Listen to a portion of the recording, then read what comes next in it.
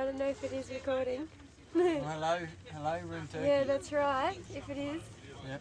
Today we're in Turkey now and on the bus, and Emma's recording, so don't blame me. Gerçek rehber dersin, ben onun kaptanıyım dersin, yersin orada veyahut da başka yerde yersen fişini alır gelirsin.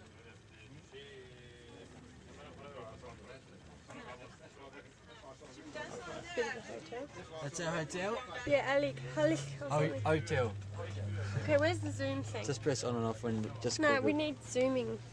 Is it still off? Yep, I'm pretty sure. Oh, how do you press record off? Just press that button. Red button.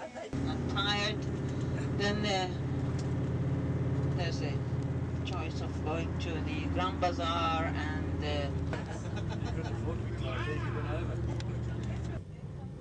taking another route to the Sultanahmet. We're not going to the same place all the time. If you look to your Wow,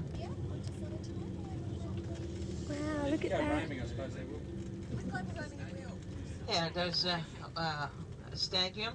That's here at the 10 o'clock direction. There's the peninsula with the trees, and there's a tower you see on top. That is the place of the top. And today we don't have anything there too.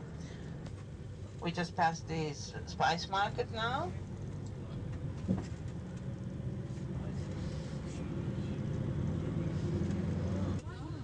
Look at the big sailing ship out there on the left-hand side. That wasn't there yesterday. We'll go from here. It will go to Kuşadası, near Ephesus. Okay.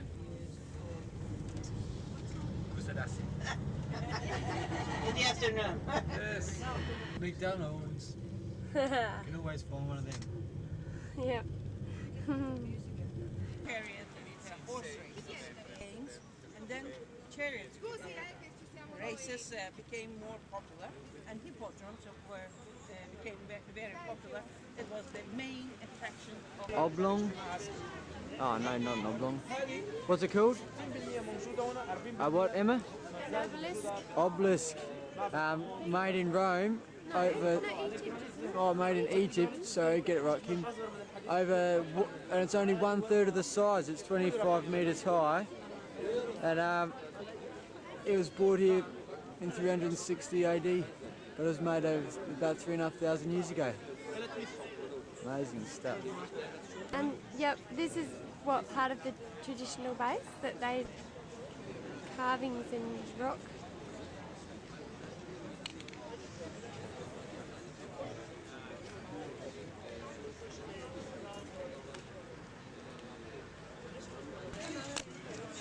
This is a little. You hear the music? This is just like a little restaurant, I think. Little blankets on the tables. Well, he had the way, and then Iconium is here. The new name of it is Konya, Iconium, and Lystra. This is on the way to Ephesus. Lystra Ephesus. is down here, Scenery. and Derby is here.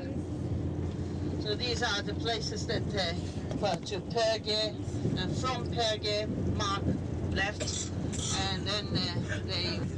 That's where we were yesterday. Yeah, Oh yeah, you can see the monument from here, the Turkish monument at the end of the peninsula.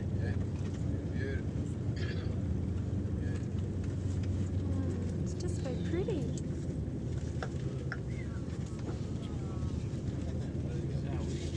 Don't know where that is.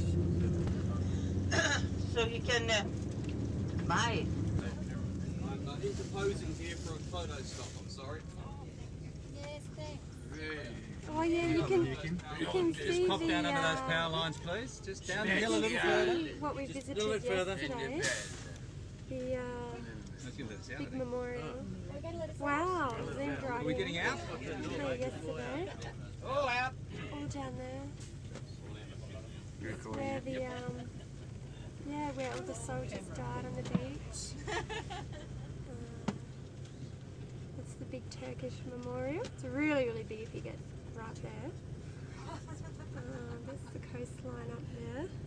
Liz over the other side. Well, Anzac Cove.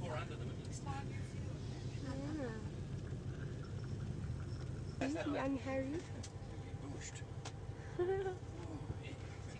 And Judah. And Kim. Is that recording? Yeah. Oh, good day. Yeah, that's enough. Okay. The way of living, geography of the place. That is the first letter, and then the Croesus, he struck the either pure gold or pure silver coins, and saved the value of it by the stamp. And he attacked the city. Watching that, mate. Might get first aid experience with this.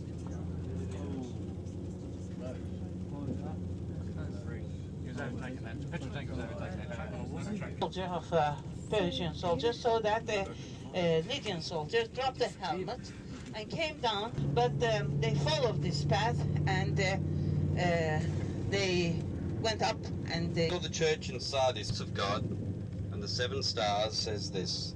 Oh, rightio.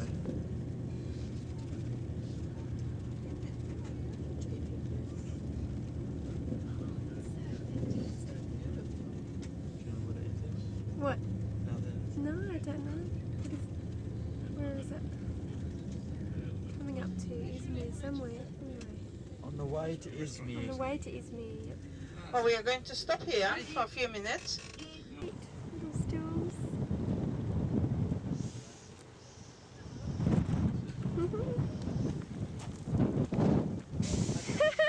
Got you. Film that over there? Yeah. Oops, I'm a You bit filming or wobbly. what? Yeah, I'm a bit wobbly because Just tell them their names. I don't know. It's hard to see who I'm looking at through this camera. Where's that button? That button. Zoom in. Oh, sorry. It's okay. No, it wasn't. Yeah. Are you filming it? Dug a long time ago. Go and have a look. There's the well down there. Yes. Way down there. Man's well. Another one. Yeah, another one. Yeah.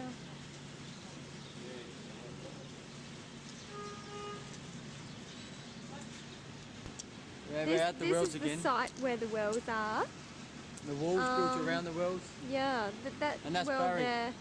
Where's that's Barry There's there.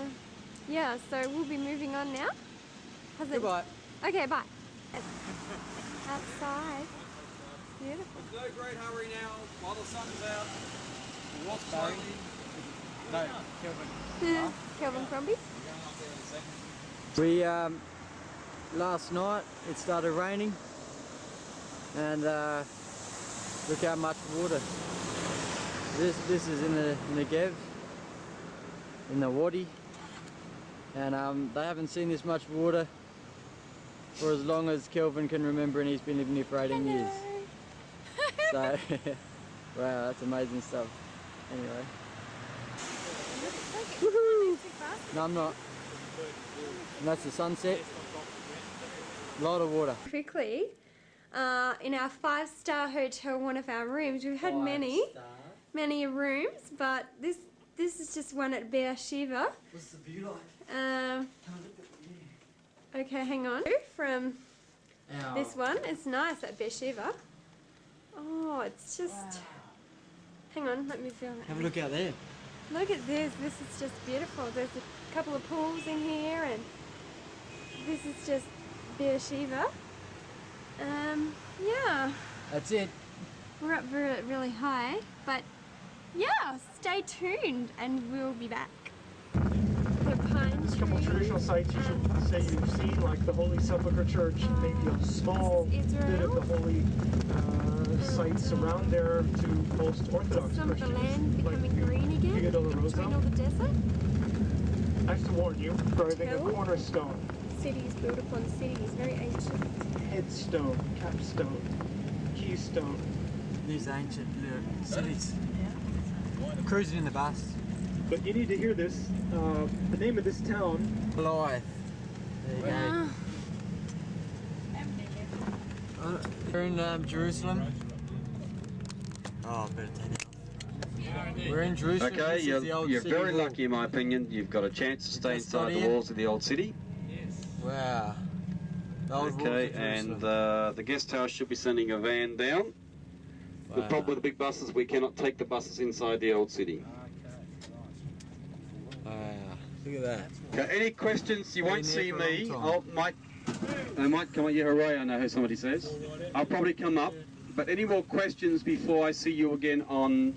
We can see, but this is outside the Christchurch hostel where we're staying, and these are like, this is inside the old city, the original wall, city wall. Oh, it's just amazing that we're here.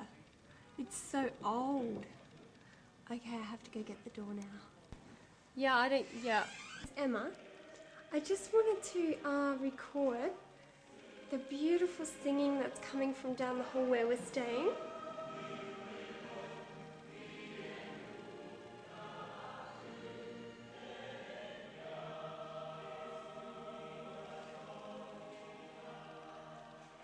It's just beautiful. It's so nice. Like, we are actually staying in 1,000-year-old buildings. It's just amazing because this is actual Jerusalem, like the city wall and the buildings that were here from way back, and we are staying in them, and it just is amazing. Beautiful singing from down the hall. Everyone's gone for a walk at the moment, but I'm gonna go to bed now, but it's so good. Jericho. It's off limits for us today.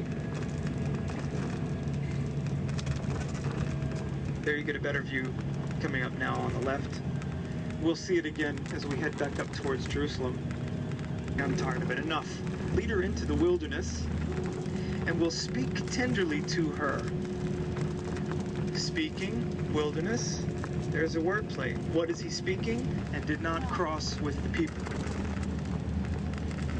It's called Mount Nebo, and he highly recommends a visit.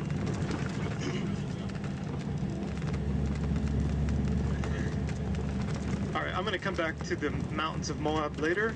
Also the Dead Sea, or the Salt Sea, Dead Sea, down at a place called En Bokek. It's 15 minutes further than we plan on going today.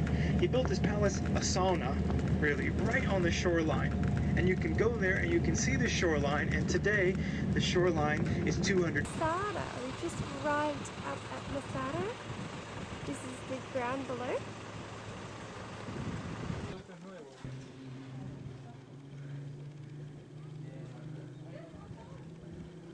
Then we came up on that. Yeah, you can talk. We came up on the cable. It's a long way up. Very high. So we'll be hitting highlights on the top of the mountain here. And I needed to show you that cistern down below because some of the other cisterns are just too difficult to reach. We've got a bit of time pressure consideration today, so I'm kind of rushing myself. Normally I spend about 3 hours, 3.5 hours up here with the average group, but we also normally arrive at 8 a.m. So today it's 10:40. Yes. I can afford maybe another hour or so, and then we've got to kind of push on. You're at the entryway to Herod's fortress palace system, and the only way up in his day was that snake trail, snaky path that you saw. A few people walking on down there. And as you would come into this fortress, They've done this sort of thing all the way around, have they? yeah, it's part of a project at long last Yeah. for wheelchair accessibility. Yeah. 20 years overdue. Yeah.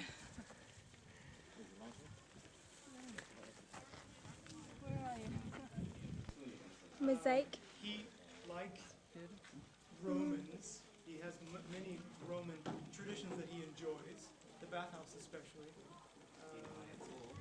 So this is a public bathhouse. I say public. Yeah, amazing. This is a bath. So that's one of the baths. Yeah, the cold Where's one. the I diving think. board?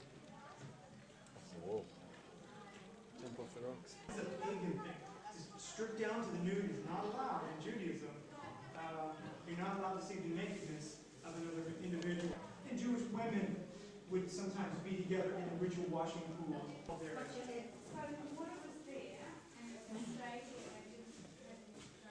Oh, what have we got here? I got you on video. Yeah. This is the heating. This is where they heat the floor, the stage. That's okay. Sorry. You also had cover, so there's no sunlight. Slight angle. They fill the area first with dirt, sand. Build it, dig it out. Build it, dig it out. It's a lot of extra work, but it's the best way. That you fill the room with sand first, lay your stones in place, take the sand out. That's a very common technique. Even the Egyptians were using it 3000 BC. I'm pausing to point out two little rosettes there. There's one, it's a flower, it's got 6 points. That becomes a symbol of Herod. It is a Nabatean national symbol. It's on all their seals, all their stamps, all their doorposts. And it moves into become a Judean symbol. And you'll find that on ossuaries, graves of famous Jews. And just recently, they found an ossuary. Some people believe it's James, the brother of Jesus, or Yaakov, the brother of Jesus. I don't know if you've kept up with the recent discoveries. And it's an ossuary, and many times on those ossuaries, they'll have 6-pointed stars, which becomes a Jewish symbol. But it was... Get down here and get it. On the top of Masada. Film all the way around. Looking out over the Dead Sea. You can see the Dead Sea out there. Get all the way down to, might be a bit bright, I'm not sure. We're up This really area high. is all natural, natural erosion. Yeah. We're up really high. Beside the mountain here. One of them has what we call in Greek a telos. Telos has to do with two concepts, telescopic, That's the old but palace. it's also telos means the end. Well, anyway. You know, Jesus was born before Herod died. Yeah. Jesus was born as much as 6 to 7 years before Christ. Hang on a minute. Say that again. Run through Give us that again. Hang on for a minute, I'll get my tape recorder out and start again. Hey, give us that again. I'm just making sure you're awake. There's no coffee. Speak up.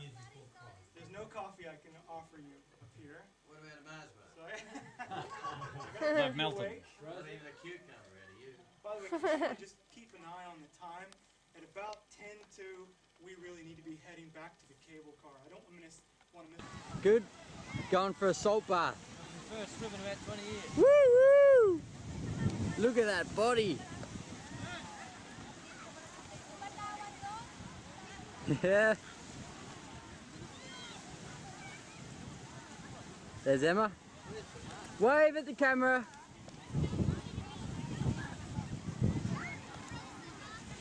Where is she? Oh, there she is. I'm trying to get her to wave, but she doesn't see me. Wave, Emma. Oh well. There he goes, stepping into the Dead Sea. Now, I want to see this. I see him float. Yeah. Whoa! Oh, his legs up in the air. Wow, that's amazing. So, how was it, Barry? How was it? Good, except I want some mud. You're going to make yourself look beautiful. Beautiful. Oh, you're already beautiful. Ugly beautiful. Alright, it's time for me to get in. Man, where does it come from? Covered in mud. Two native girls covered in mud.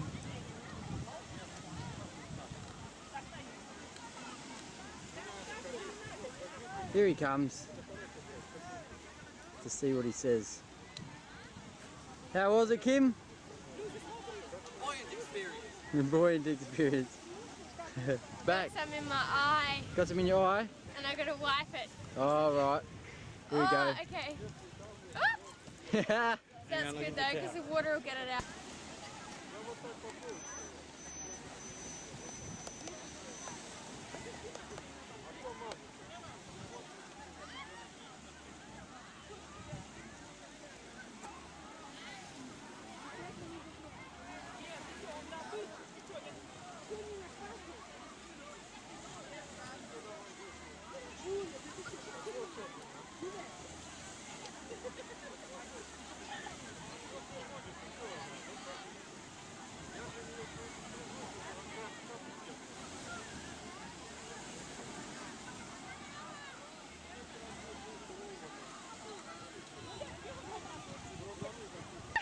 Barry!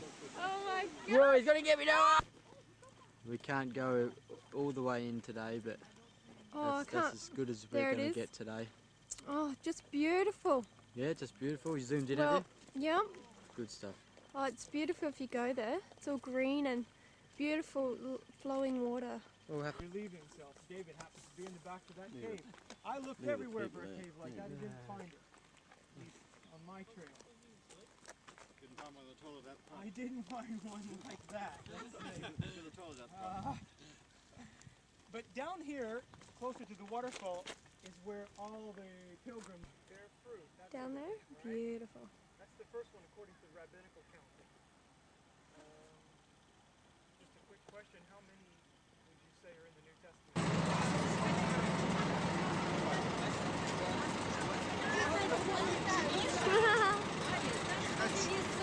The lady. Go and pan him again. Oh, the lady's in the way. Oh, look, there he is. Isn't he lovely? He's gorgeous. Go and pat his head, Kim.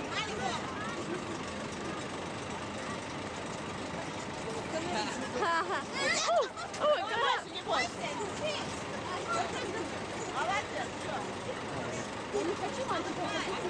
The cave where the what?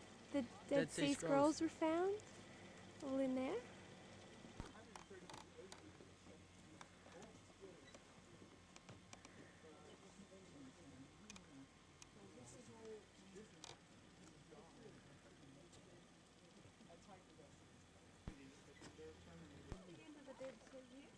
Yeah, Oh, that's where Naomi and Ruth are from. probably. And they could have hired a little boat. They could have. Why too. not? They didn't have much money, remember though. That's when what? Naomi and Ruth across from Moab. Maybe he did it for free, she was so attractive. Oh, Bob's got a circle. Look at him. Camera, hat, glasses, beard. Cool. This is the Anzac Memorial in Jerusalem. Very big. Thousands of men. Oh, there's Emma.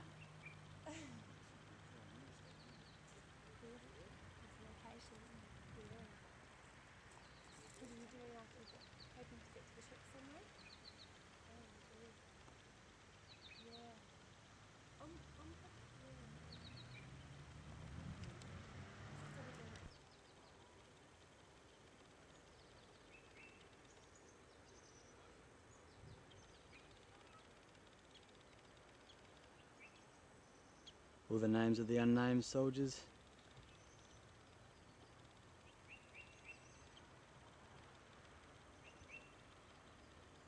Jerusalem from the memorial. Kelvin says it's the best view in all of Jerusalem. It's a view on the old city.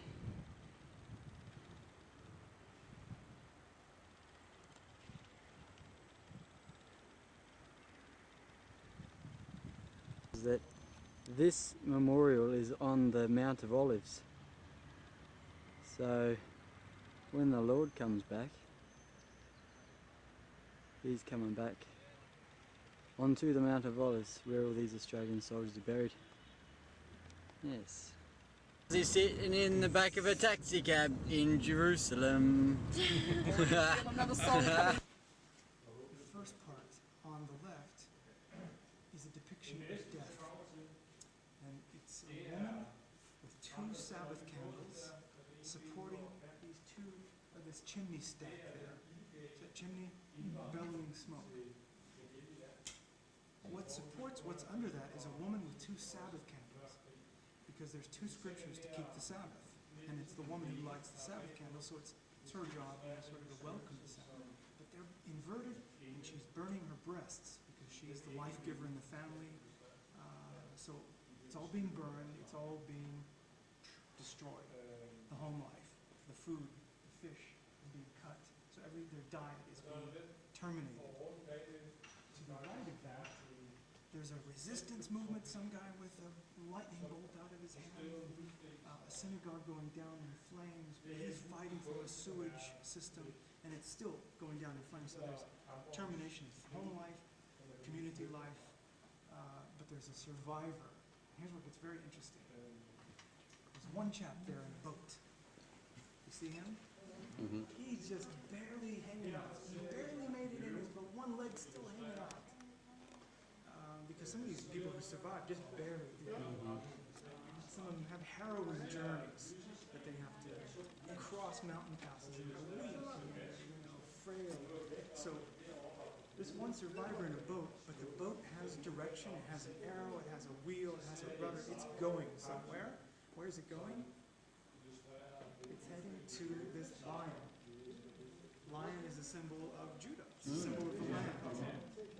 What's growing out of the lion's back? In many ways, it's like those two camels. It's wheat. Heads of grain, right? Something else growing out of the lion's back.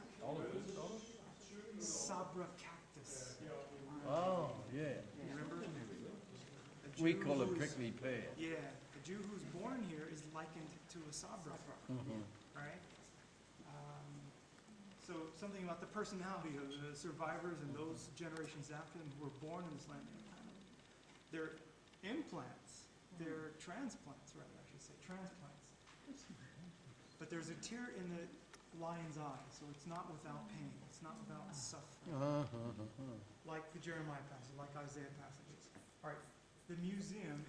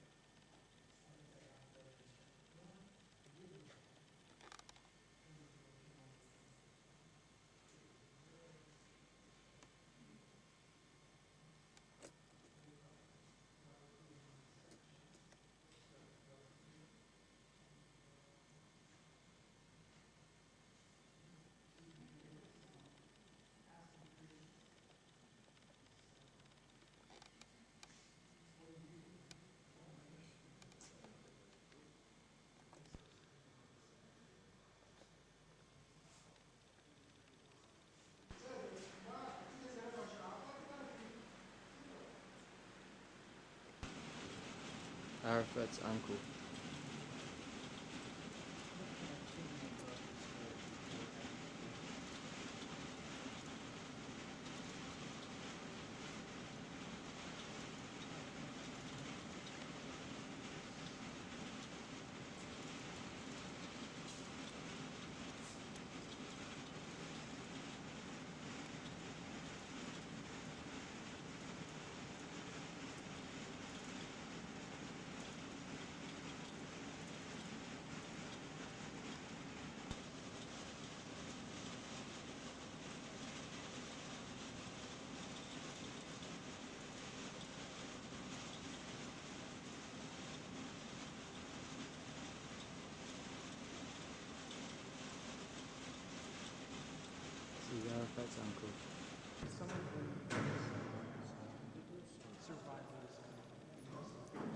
names of all the death camps. There's a lot of them. And the memorial. The light never goes out. Arya Yehuda Leo Spiegel, 15 years old, Czechoslovakia.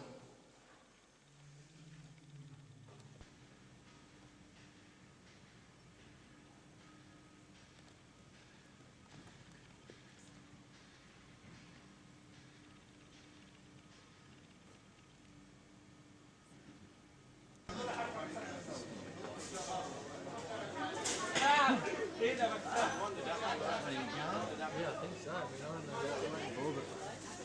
Oh, g'day. Hello. Hello. Falafel? No falafel. No falafel, no shawarma. No shawarma. Sorry, no shawarma. Business too quiet. That's so funny. Funny. This is the Roman level Yeah, the old between Roman road. 1569 BC. Yeah, that's what the level it used to be at, and now this is the level. But this is what it used to be at. It's just beautiful. It's just amazing. So old. How'd them rocks get up there? The rocks Up there? on top of the Colosseum. Great difficulty. Mm-hmm.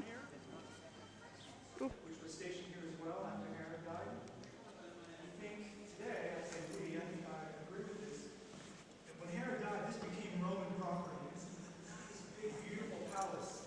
I would imagine Pontius Pilate stayed here. So they bring Jesus to Pontius Pilate, and it was very rare, right? It's not a huge distance. Maybe they could have swung around and down this road. Christ Church is about 3 steps.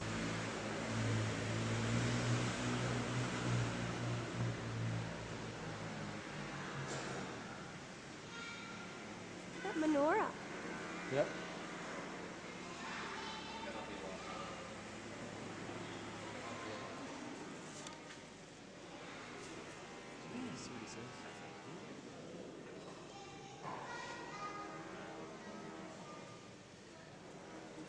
It's just beautiful. There's Kimmy. Hi, Kimmy.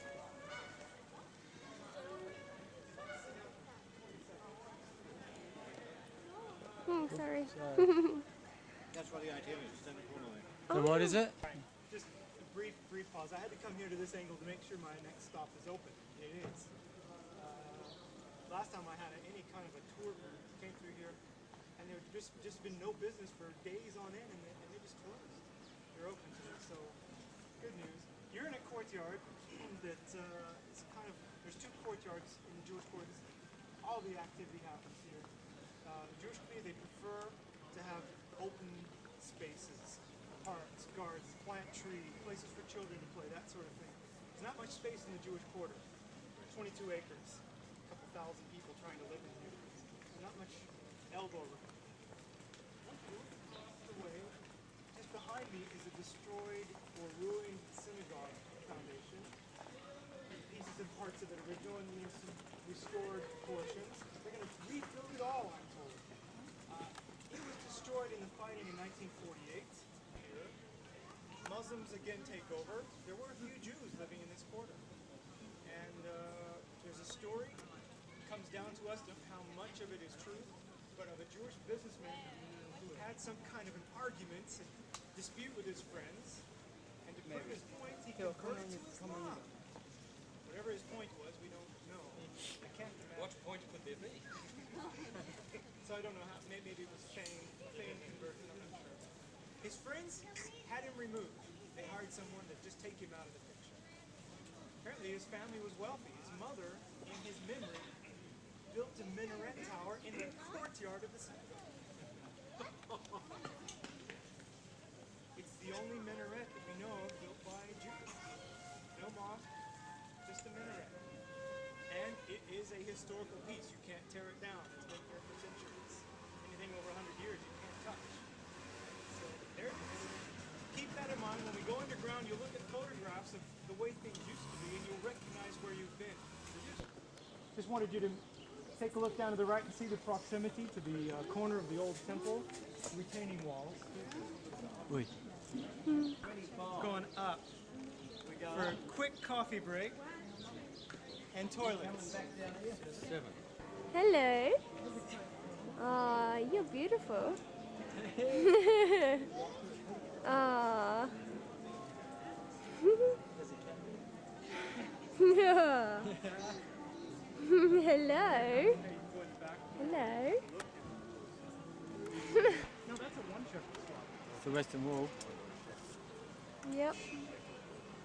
Tell me if you can That's read the any old of city the of names David on the over there. tombstones. Which tombstone? Which is the best part to look at for us? Oh, There's the ugly Dome of the Rock. well, I tell you, there's something in between. This is the old city of David over here. Hey. What's that over there? Oh, what's that? Oh, what is that? Oh no! Oh, is it Look cute? at that. Oh, it's cute. Oh, have a look at this old city of David over there. Right, is it? Yeah. That's the side of the city, the old city of David. Well, the rabbis say it's that hill. Christian traditions say it's that part of the mountain. Mount of Olives? See the highest steeple? Yeah. That's the Church of Ascension. Most Christians believe it'll be there. Yeah, Mount of Olives. But the rabbis have always said it's this little hill right here. They call that Hill of Messiah, Hill of Messiah. which is a wing of the Mount of Olives. Here we go, looking for Messiah with one shekel. Nothing. That shekel isn't dropping, by the way. Jewish people back there said we were Americans. Maybe they just looked at me.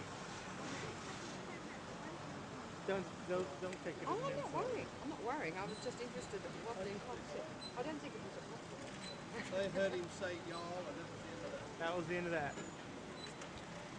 That was the end of that. Mhm.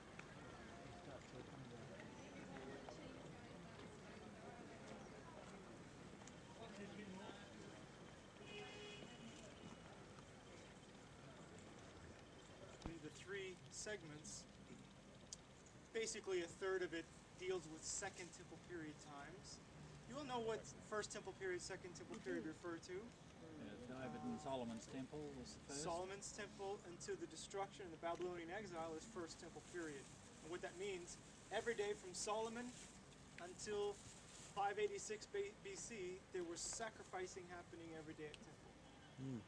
Daily offerings. And then there's a 70-year gap, and then Zerubbabel returns and begins the daily sacrifice at about 516 BC. So from 516 BC until 70 AD, pretty much every day there's offerings, except for a little gap in the just before the Maccabean revolt. All right. But it's the original temple. It's only one temple. There's several temples. There's maybe four. Herod's is maybe the fourth or fifth. People rebuilt it. Herod pretty much rebuilt from scratch, but we know that Hasmoneans rebuilt it. We know that it was built in Ezra and Nehemiah's day. And we know Solomon. We also know Hezekiah might have rebuilt it. So that might put Herod at number 5. So when we talk about a new temple coming, people say the third temple, but what they really mean is the third temple period, where they'll start sacrifices every day. All right, has little to do with the building in one sense. It has to do with sacrificing. So there's 1/3 to Second Temple period, 1/3 to Byzantine Christian period, and 1/3 to the Muslim period. And there's a lot that happens in those stages. I'm going to focus mostly Second Temple. I don't want to.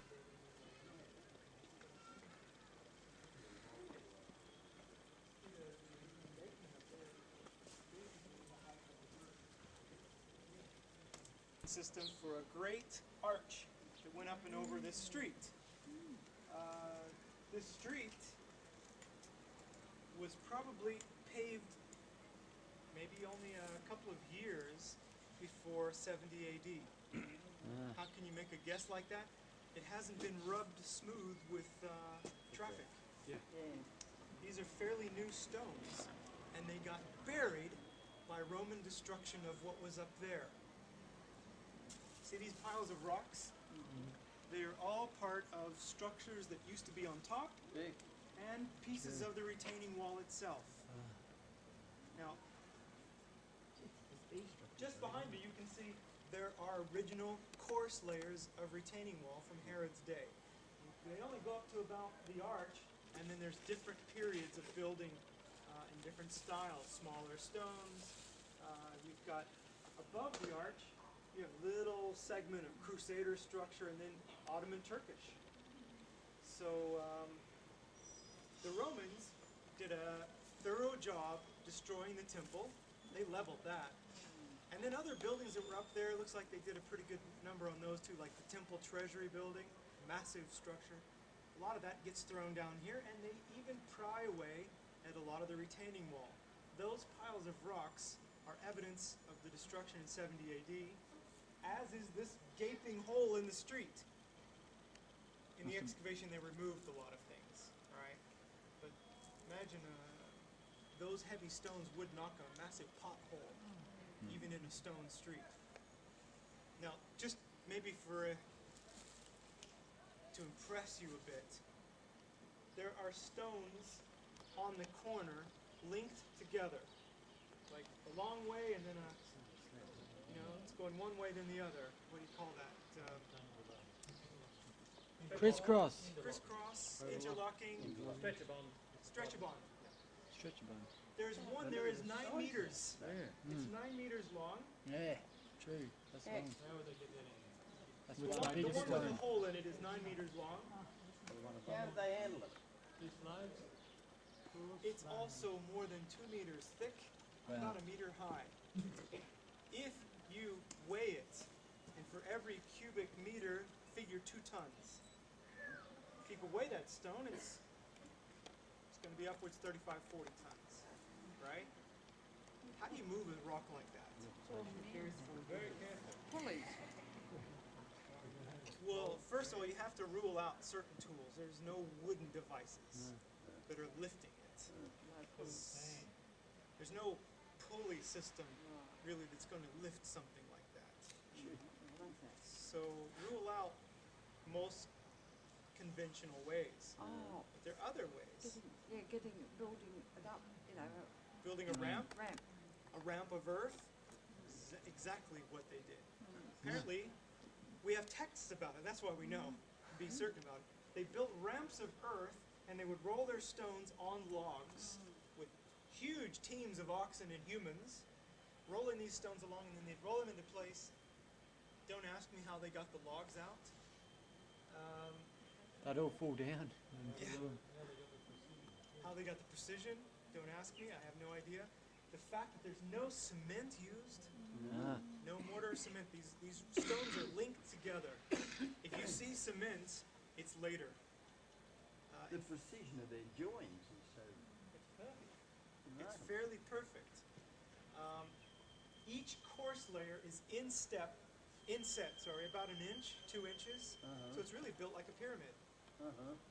With the same technique the Egyptians used. They would build a mountain of earth, roll their stones up the ramps, put them into place, take the earth away.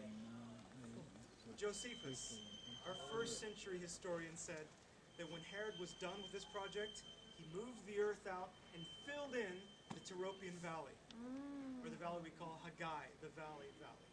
How did they move their dirt? Their sand? Moving the dirt would be a lot easier chore than the rocks. But what means? With animal, donkey? With wheelbarrows. Carts, maybe wheelbarrows. Didn't they have rabbis doing something with backhoe? Rabbis were involved with some of the cleaning up, the excavation, like preserving the No, stone. but when it was built in Get coffee. I was going to zoom in too. only rabbis could do. And they had to, with a stone or... That would make the Billy Tea. Herod boasted that he never used slaves. Yeah? Yeah, paid everybody, I don't know, might have been only a falafel a day. But Falafel. he paid them, he took care of them. Ah. You know, they probably weren't wealthy in the end, but he didn't use slaves. That's his own boast. Remember, Jews hate slavery, real aversion to slavery. They've suffered, the Egyptian, the bondage of must have impressed the disciples, right? So Jews out of town. They're fighting. I think that's David Flaggy trying to call me.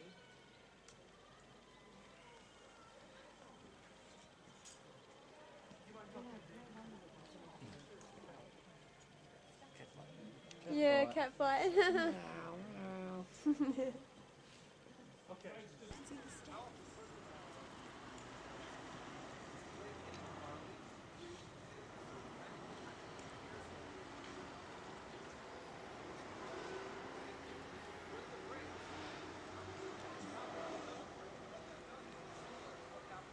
Get that up there.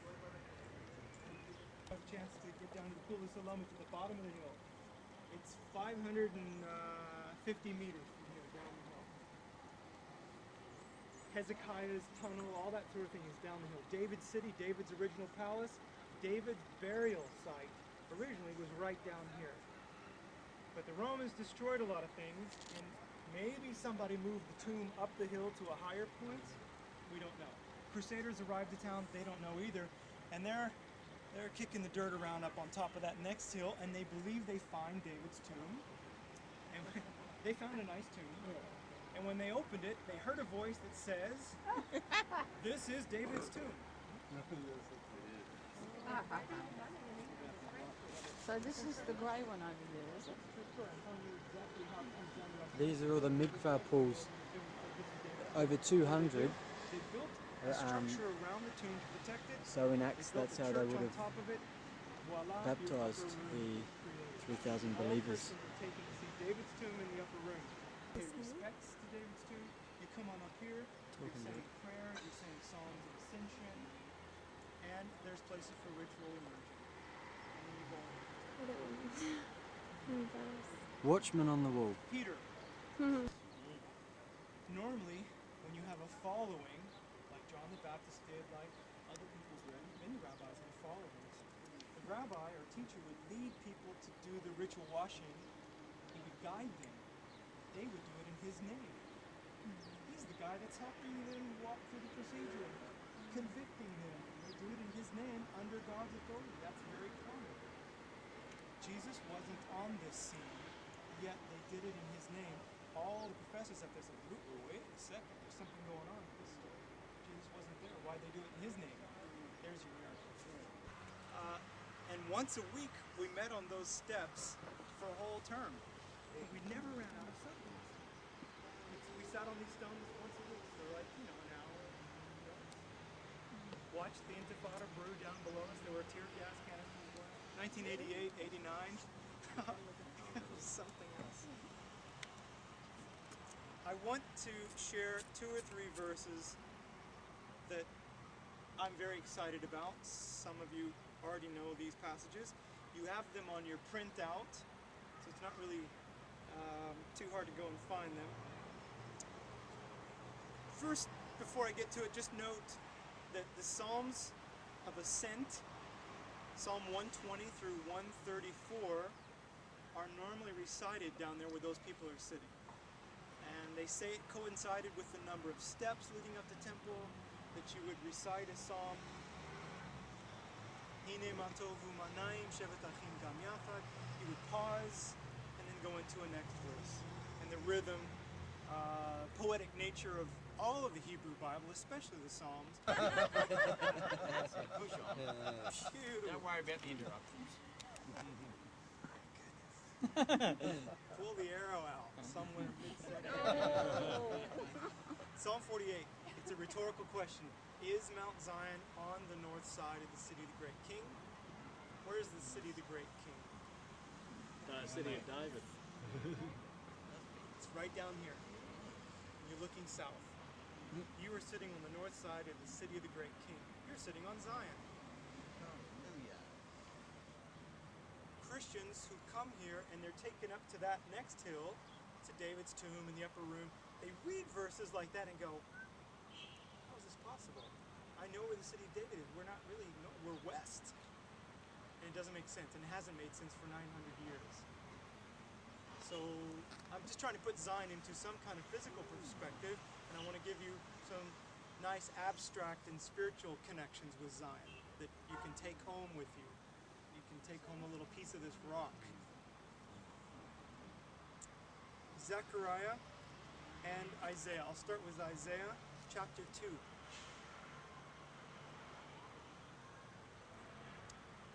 Nope. I'll start with Ezekiel 47. Ezekiel 47, I won't read it, I'll just quote it. That Ezekiel gets a tour from an angelic guide.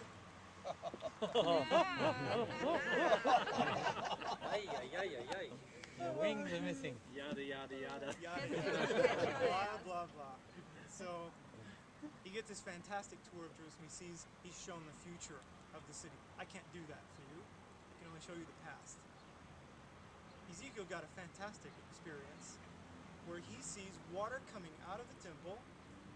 By the way, there are springs on Mount Zion. They're way down. The spring of Gihon that flows down the Hezekiah's tunnel into the Pool of Siloam is still there. The Pool of Siloam is still there, and the Hezekiah's tunnel is still there. So the Gihon spring still flows. The water normally doesn't flow out of the temple up here.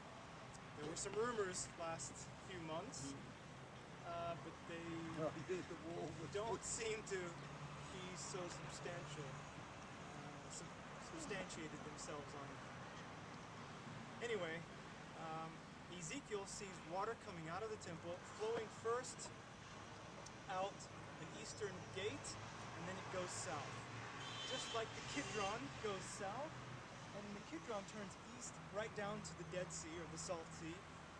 So does Ezekiel's water. It flows out of the temple, east, then south, and then it bends east and goes down to the Arava or the valley, and then empties into the Salt Sea. And what happens?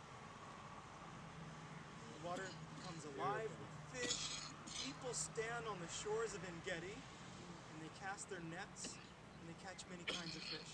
Right? We talked about that on the bus. So this water flows out and heals things along the way, including the deadest of all places in the earth. The deadest of all people come to life when this water flows out of a spiritual temple, God's temple. Out of Zion, God's teaching flows out. I say God teaching, God's Spirit. It can be God's teaching, His Torah, His Word. The Word of the Lord flows from Jerusalem. His teaching from Zion. You know that passage? Yep. All right.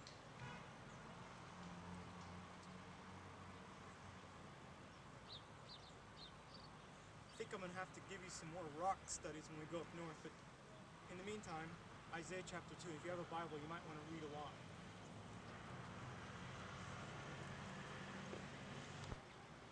I like how it starts. In the last days, the mountain of the Lord's temple, well, we know where that is, or was, or will be.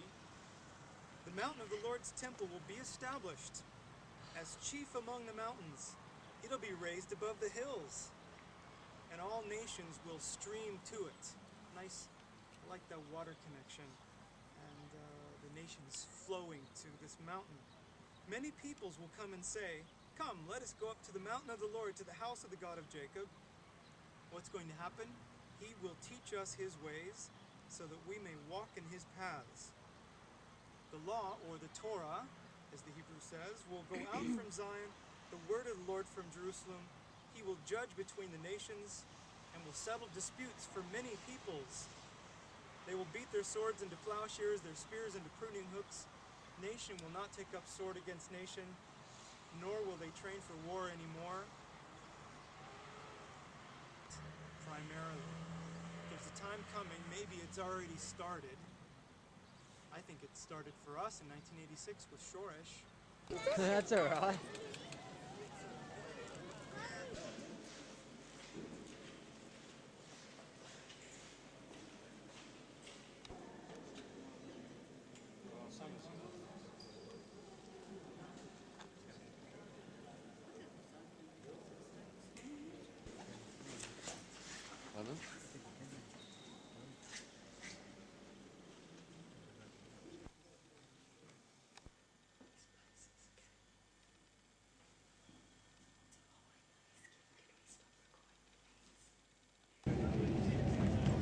Goodbye, Jerusalem.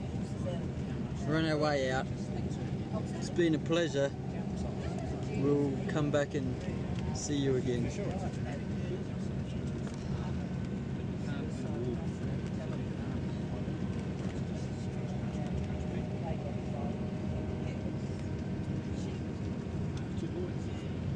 Samuel's and meant to even be the road that we buried there. came on, this is very, very noticeable. Several hundred Scottish soldiers especially died taking this position from the Turks, and only after that position was taken could Jerusalem basically be captured.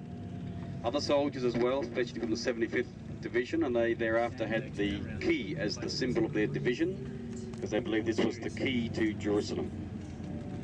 Now, it's a very, very prominent position. It was also important for the Israelis in 1967. Hello, Emma. Hello. Up close. Okay, for the historical geography and all other aspects pertaining to this, I've just mentioned the aspects. Goodbye, Jerusalem. There you go. Wake up and speak. This is where Samuel was supposed to be buried. Somewhere around here. Don't know where, but they don't know where. Somewhere around here. A few important valleys down there. Everything's important. Samuel, not Solomon. Mediterranean Sea off the coast of Israel. You know where south? I don't know why they're lost. Two little waves. Yeah, I've seen a few little waves down there. Oh. Little waves. Oh. Dribble, as they call it. Microwave.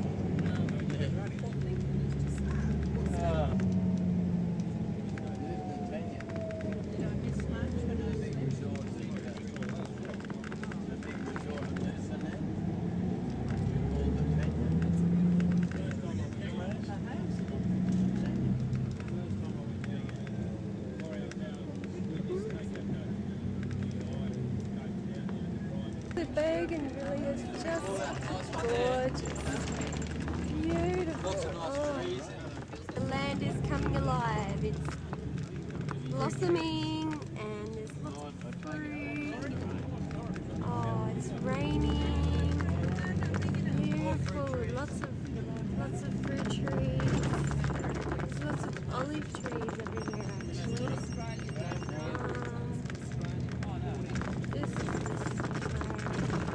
What sort of fruit are they, Emma? I don't know. They look like little mandarins. Could be clementine. Israel. He said we'd be going on back roads. Today it's called Afula. Okay, that was the communications centre. The Air Force went and blasted the Air Force, blasted the aerodrome to pieces and the communications centre, etc. So that was done very, very quickly. At Al-Ful. Remember we heard the story down at Beersheba 2 days ago about the Syrian aeroplane that landed? Well, where that aeroplane landed was the old German aerodrome. Okay? Just down here from Al-Ful. And from Megiddo, over here we'll be able to see where that aeroplane landed, that MiG was landed. Okay? Now, during this period of time, a lot of the British, or all of the British infantry of course were British, okay? And a lot of the mounted forces were also Indian and British. I won't go into all the details. What will the light horse do? Okay. Well, over here you had the Anzac Mounted Division, 1st, 2nd, 3rd Brigades plus, well no, 1st and 2nd Brigades, sorry. 1st and 2nd Brigades plus the New Zealanders were over here. Okay, and they had to come and capture that area. Already, you mentioned that at the cemetery 2 days ago. Over here you had the 3rd and 4th and 5th Brigades as part of the Australian Mounted Division. And so they were involved in different operations around the place, but the 3rd Brigade came up here and came down here to stop any troops going this way. And they netted thousands and thousands and thousands of Turkish prisoners. So if you ever get a chance to read through what the Light Horse did in these days, absolutely amazing. They tricked. They got a German, there's one example, they got a German nurse, okay? And they were riding, there's only a couple of hundred, one company of the 10th Light Horses riding down towards Jenin, and I think it was about 4,000 Turks were coming in the other way. And so what they did is they got this German nurse to go up and meet them and say, listen, there's thousands of Australian soldiers behind you. And they fell for it. And so just a few hundred light horsemen bagged about 4,000 Turkish prisoners, just like that. Okay? And all over the place. The Australians captured Nablus. Part of the British infantry were coming here. Some of the Australians from the 5th Light Horse came around here and they captured ancient Nablus. Okay? And what happened there was very sad. A lot of the Turks began to escape down what's called Wadi Farah, Nakhaltiyet today. It's a very, very narrow ravine. Yoni and I have both been down. It's beautiful. Thousands of them were trapped there, and our airmen bombed them and wouldn't surrender. So the light horsemen were actually on the top just shooting them. Okay? It's very sad, but they wouldn't surrender. What do you say? Okay? So that was Nablus. Over here, once Jenin was taken, some of the British moved down here to Baysan. They were then sent over here to join up with Lawrence. Lawrence had taken this place here, Dera. The railway lines that came from Damascus to Dera continued down here. There was also a railway line which went down here to Semak. Okay, Semak, and it came down here, and that was the main railway line. So these forces came over here to capture Dera and cut off the Turkish army that was going to retreat up here. So, as the British were doing that from the 4th Division, 4th Cavalry Division, the Australian 11th Light Horse and 12th Light Horse came up here and attacked Semak. A very, very important place that had to be captured, and there was hundreds of Germans there as well. One German soldier was probably worth about 2 or 3 Turks at this stage. The Turks were just getting worn out. Okay? And so on the 25th of September, there was a major battle here. I think about 17 Australians were killed, 60 wounded, and lots of horses were killed as well. Now you look at the figures and say that's not many, but it was a very, very important battle because it opened up this whole area, south of the Sea of Galilee. זה בזבוזים על שיווק פוליטי. אני הודעתי לחבר הכנסת איתן שאני מעריך מאוד את ההתנהלות שלו בנושא הזה, ואני אתמוך בכל דבר שיביא לתקציבים צנועים מן הסתם. Sat on his throne and delivered a public address to the people. They shouted, "This is the voice of a God, not of a man." Immediately, because Herod did not give praise to God, an angel of the Lord struck him down, and he was eaten by worms and died. Josephus told us the same story, same accounts, except that he gives a little more detail about the speech. He said that when the sun came up over the back of the theater that morning, that Herod on the throne was wearing a breastplate made of some kind of copper material, bright, shiny, brassy, and the sun reflected off these little hammered, I don't know what the fishing lures. Right. And yeah, studs. Everyone was sort of awe-inspired, all right? And that Josephus said he died within 3 days from worms, which is quite a spectacular thing. So that's one event that you can reconstruct here in the theater. There's another event, I believe, and there's a number of people who agree with this, that Paul's trial probably happens here. So when you start reading, again, if you want to go back and read through Acts 24, Acts 26, Paul's trials, Paul's time here in Caesarea, very, very likely he's on trial here in the theater. How can you know that? Because there's a number of trials that take place in theaters. Paul in Ephesus narrowly escapes who knows what. Some people lead him out away from the theater. I don't know if you covered that story when you were in Ephesus. In Caesarea. This is just next to the big what do you call it? Stadium thing. Okay.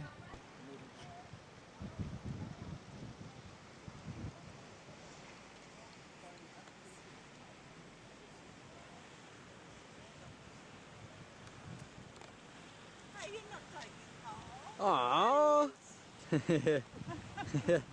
Oh, gotcha. Still at Caesarea. Yeah.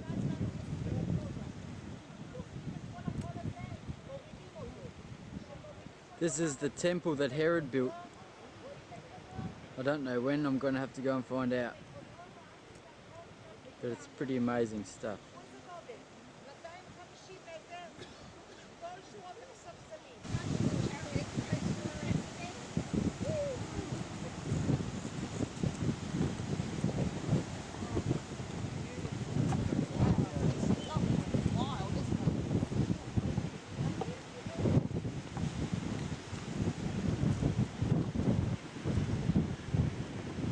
Kelvin. Oh, that's Alan. And that's the sea. And it's beautiful. Emma. I was too close before. I'm at Caesarea. Oh, you're beautiful. It's a beautiful spot. Yeah. Herod built a palace on the sea. Can you tell me something about it? Herod built a palace on the sea. Yeah. It would have been beautiful in its time. Yeah. It's just beautiful now. I can see that. Oh, One end to the other. So a hippodrome. Well, the center of the track usually has something decorative, like pillars, statues, in some cases obelisks. I don't know about here, but there was some kind of fountain and statue. I don't know if it was an obelisk. Big track that'd run around from one to the other. I imagine it's about 200 meters plus. But this one is reduced over the years, smaller and smaller and smaller, until it finally became a gladiatorial arena at one point. Never mind about that. If you look on the edges over there, you'll see frescoes, painted lime plaster work. Much of that is 2nd, 3rd centuries AD, hanging on. And consider this is much different than Masada's dry, weatherless environment. Yeah, There's a lot of weather here, and salt and sand and sea. Worst possible, eh? I'll say something at the other end. Hello. hello. Hello. G'day. Brendan Levi knows. Hello. How you going? G'day. Howdy. Hi, kid. Hello. Oh, who's this man? Man from Stowe River. We're Hello. running a tie. We're running a tie. G'day, Kelvin. G'day, mate, from Israel. And Ron. G'day, Ron. G'day, mate. G'day, Hey, what are you doing? Harry and Nan. Hello. How you going back here? Going good. Good. Good. Yeah. Two lovebirds. Say hello to the camera. Hello. Emma told me to record the sea. It's beautiful. It is beautiful. This is on Caesarea. Big waves. No, they're not big. They're small, actually. Very nice.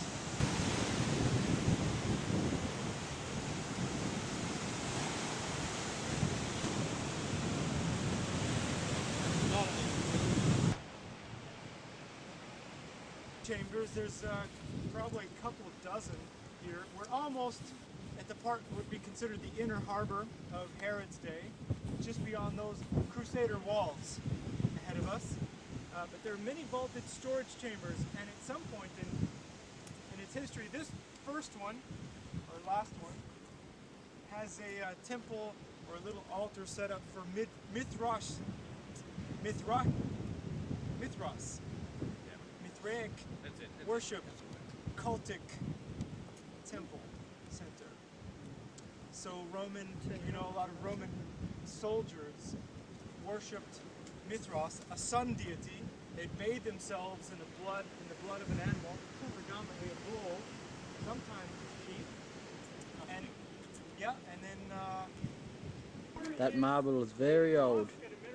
2,000 years. Aqueduct.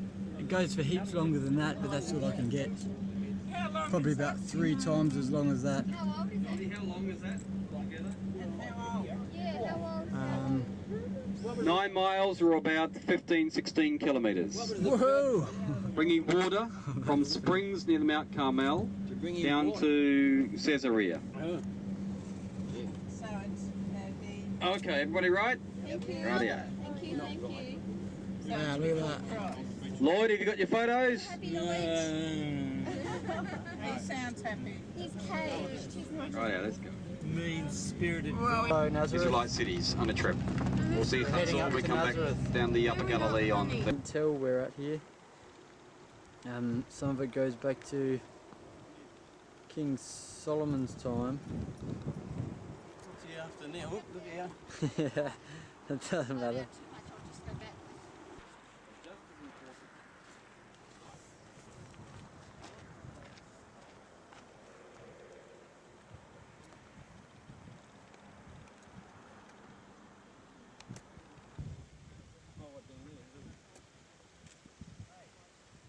Few holes.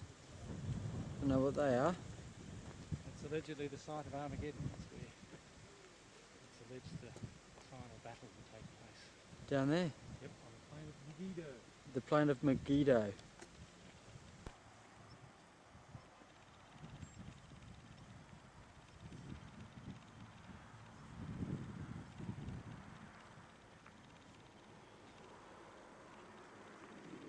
I'm running late. So down here, right, let's say if I'm standing facing that way, at 3 o'clock, we've got Afula. That was a place called El Al-Ful in September 1918. Megiddo, where apparently the Battle of Armageddon's taking place. This town goes back to 1250 BC because the rocks haven't been carved or stoned. They're just placed rough. Very old.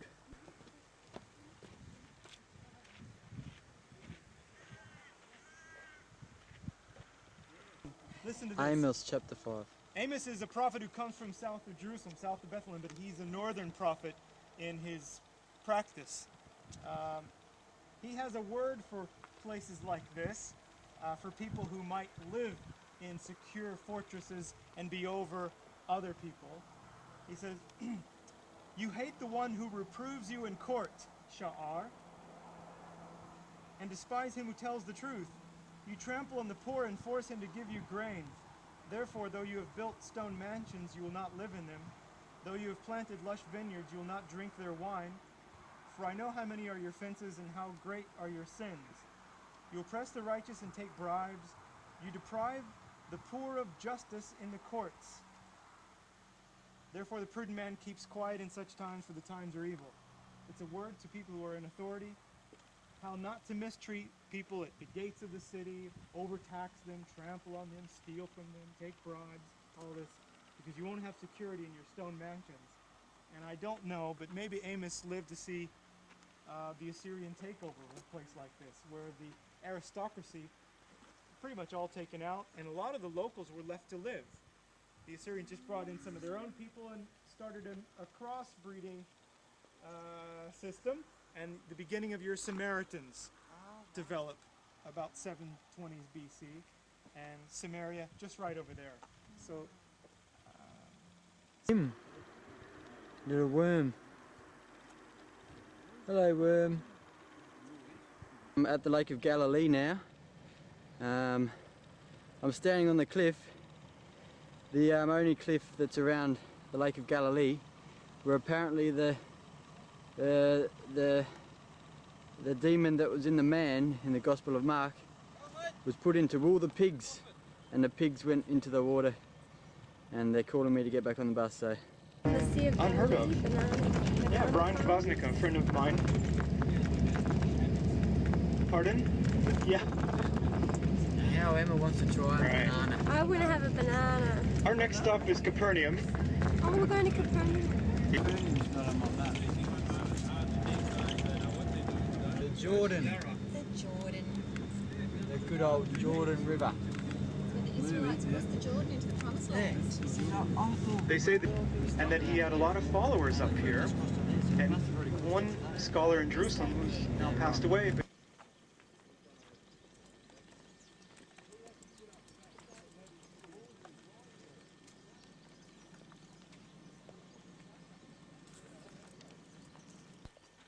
That's pretty, isn't it? Yeah. This is at Capernaum. You put one in your hair. What? Look good Bougainvillea? in your hair.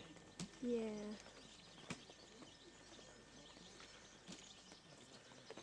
And the good old gum tree that they treasure over here.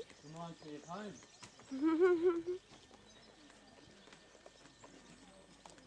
Got one?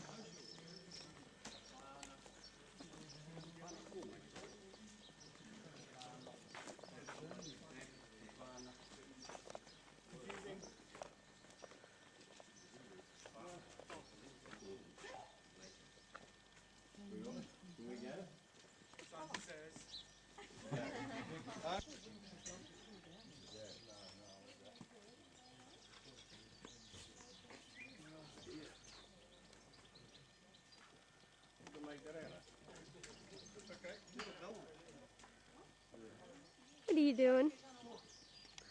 Looking at the wall. Oh. You can look at it. You're keeping track of him.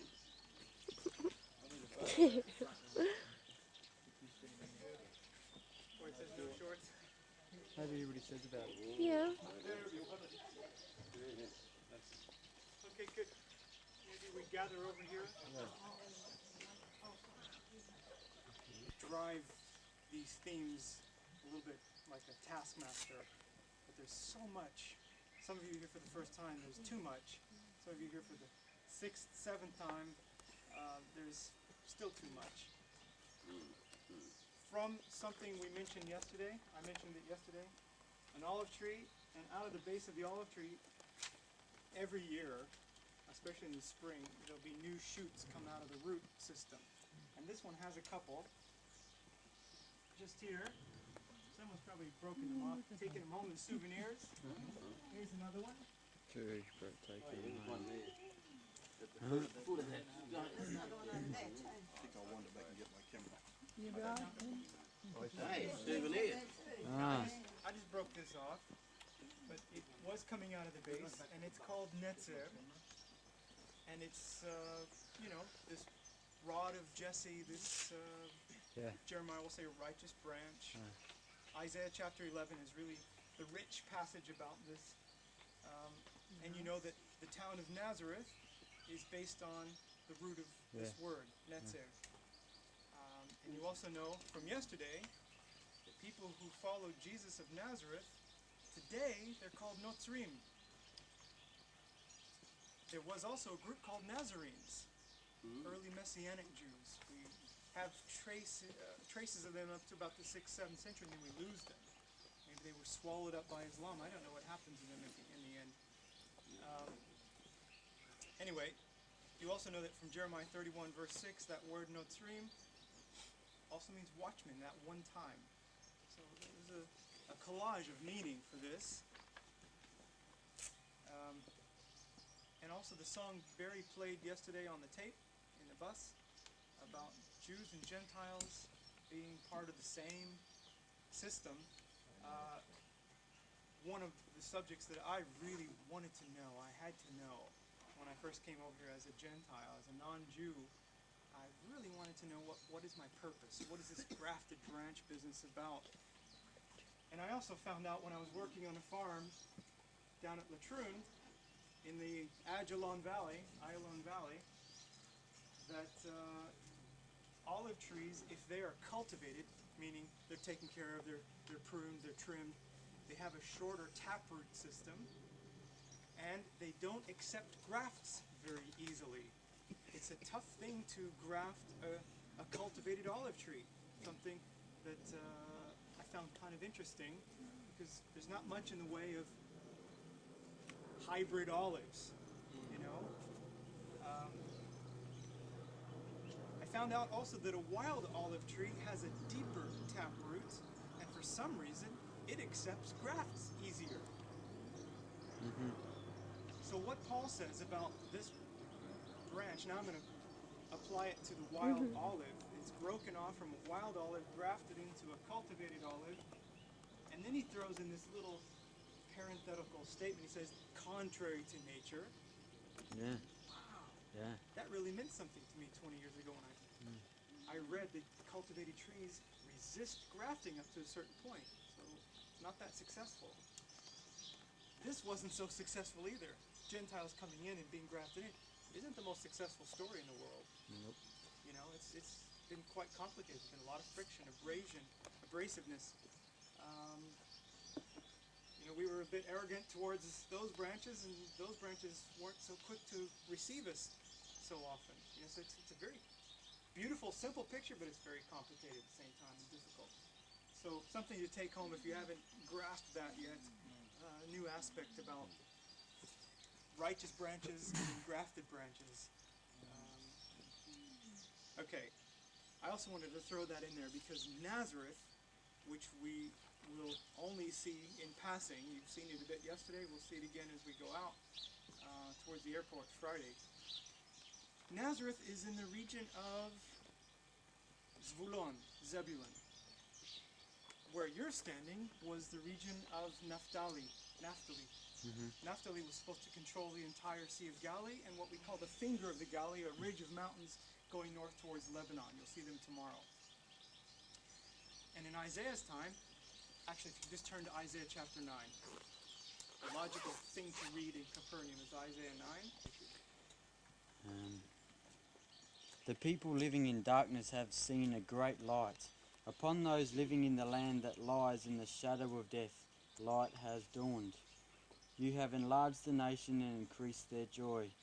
They rejoice in your presence as if rejoicing at harvest time, the way men rejoice when dividing up the spoil. Is that right? Isaiah 9:1. Nevertheless, there will be no more gloom for those who were in distress. In the past, he humbled the land of Zebulun and the land of Naphtali, but in the future he will honour Galilee of the Gentiles by the way of the sea, the Amaris, along the Jordan. And then also verse 2, anyone?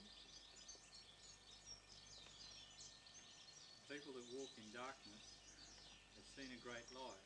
Upon those who who lived in the land of intense darkness, light has shined.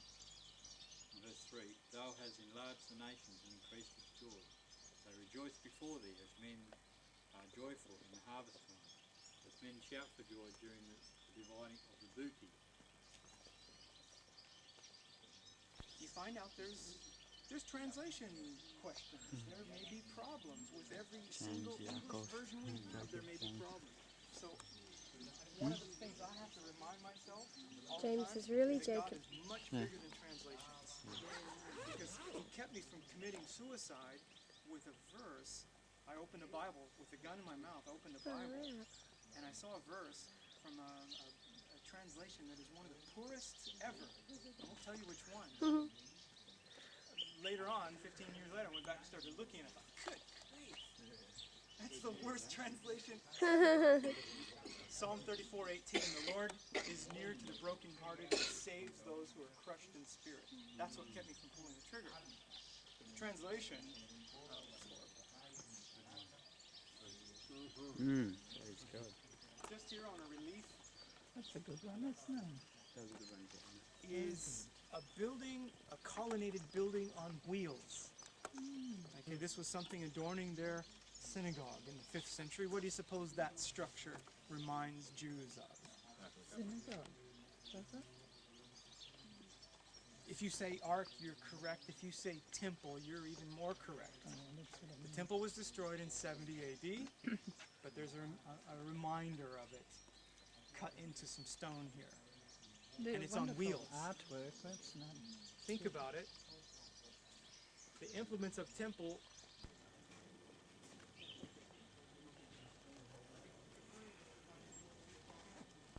communal living is very biblical, it's very old, it's very Eastern. Alright, this is quite a large structure. It's one of the largest synagogues in the country from that century. 4th or 5th century. I don't think we have time anyway. There's a synagogue at Gamla. It was probably standing in Jesus' day. And it's a little bit smaller than this, but big just the same. I know that there's one reference to Capernaum having about 2,000 people, Jews. So...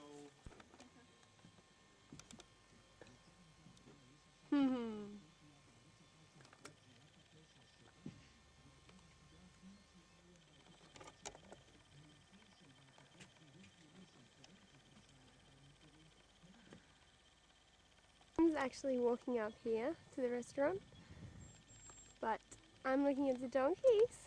I came on the bus. We're at the Mount of Beatitudes, and they're just gorgeous.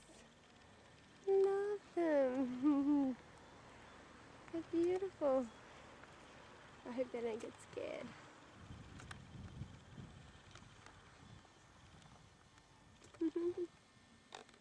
Some more out over under the tree.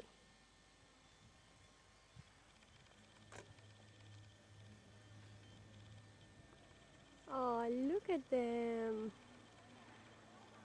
The white one at the back. We're gonna eat in today. I don't know what it's like yet. This is our big blue bus that we travel in. It's really nice. And way back there's the road that they're all walking up on, but we took the bus. Oh, look at the donkeys, I love them. Oh, now there's 4. Okay. Having lunch at a restaurant just outside of Tiberias. This is the Sea of Galilee. Beautiful from up here. So, this boat was found in Galilee. It's over 2,000 years old. Hey folks, can I suggest we come around here? Johnny doesn't have to speak so loud. Okay, just cluster it a bit. Capernaum, that I didn't show you. We walked right by it, didn't say a word. But it's on display there. It was found in Migdal, where we're about to go after the boat ride, over Migdal. Miriam Hamigdali. Miriam Migdal. You can see, as they reconstruct what the boat may have looked like, it will eventually match exactly the type in that mosaic design, which is 2,000 years old. Harbour. In a boat. Goodbye land. And The- CMJ, It's not very, it's not real big, but it's and all the missionaries up there couldn't do anything for Christ. it's Basically in big enough. The Aussies actually released all those people when they went. Down there, if you can see anything, is where the Jordan comes into Galilee. Just over there, that we And there's a set out seagull. to map. See that? All the Australian If horsemen. I don't think it's a seagull, but it's something like it. Here, and oh, there's a good-looking bird. Oh, what sort of bird's that? That's an emma bird. An emma bird. You look comfortable there. Beautiful day, isn't it?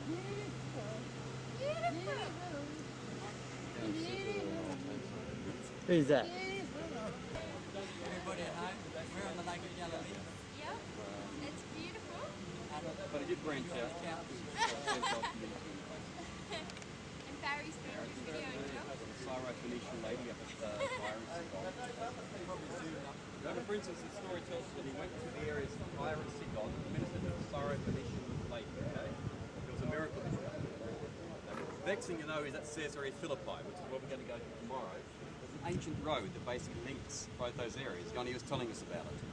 An old road from Caesarea Philippi right the way through. So he would have travelled all those ancient sea routes. I mean, crazy. No, he wouldn't. We're going to walk along. Method of teaching in those days was for a rabbi to get his disciples and then spend time with them walking. Is Tiberias. It's on the Sea of Galilee. It's a nice, pretty city.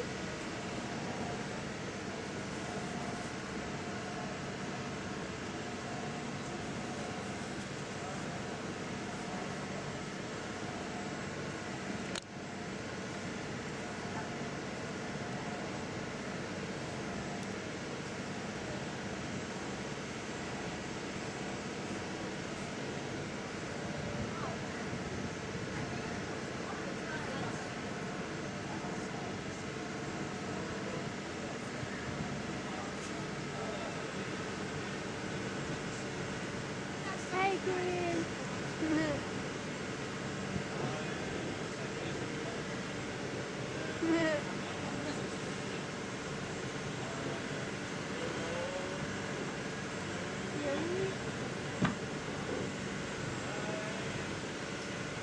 There's Nancy.